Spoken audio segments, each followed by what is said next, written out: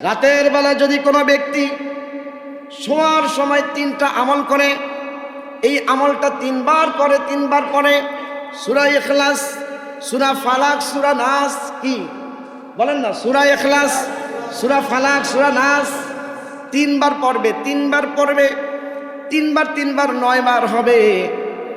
আমাদের দেহের মধ্যে 9টা ছিদ্র আছে, সেই ছিদ্রগুলো দিয়া বিভিন্ন রোগ বিমার দেহের মধ্যে প্রবেশ করে। 9টা ছিদ্রের হিসাবটা আবার আমাদের করা দরকার নয়। তবে চিন্তা করবেন, ছিদ্র কই দেখি না দি, কথা কয় না। 2টা চোখও ছিদ্র, চোখের ড্রপ দিলে ভিতরে যায় কি যায় না?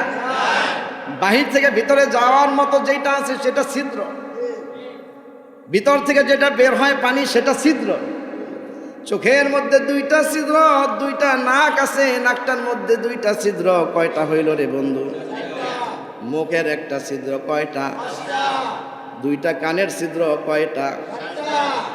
আর নিচে 2টা আছে ছিদ্র, কয়টা হয়? কথা কয় না।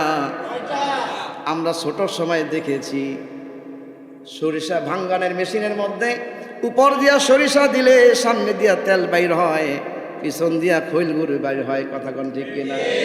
নিচে এরকম ছিদ্র 2টা আছে না নাই?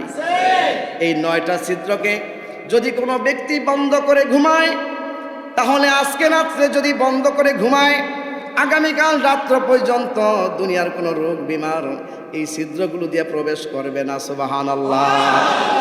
এই 9টা ছিদ্র এইভাবে বন্ধ করিয়া এই নবীজি ঘুমাইতেন। জিন্দেগিতে কোনোদিন তার রোগ বিমার হবে না, কোনো অসুস্থতা এসে কোনোদিন ভুগবে না। নিয়মটা কি?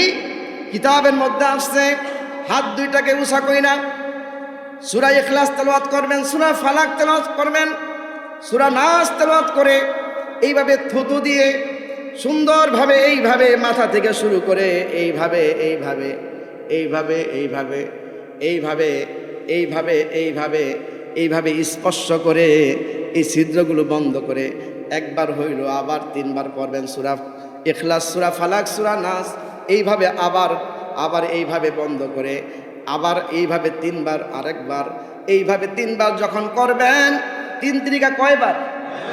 সূরা ইখলাস 3বার, সূরা ফালাক 3বার, সূরা নাস 3বার, মোট 9 বার।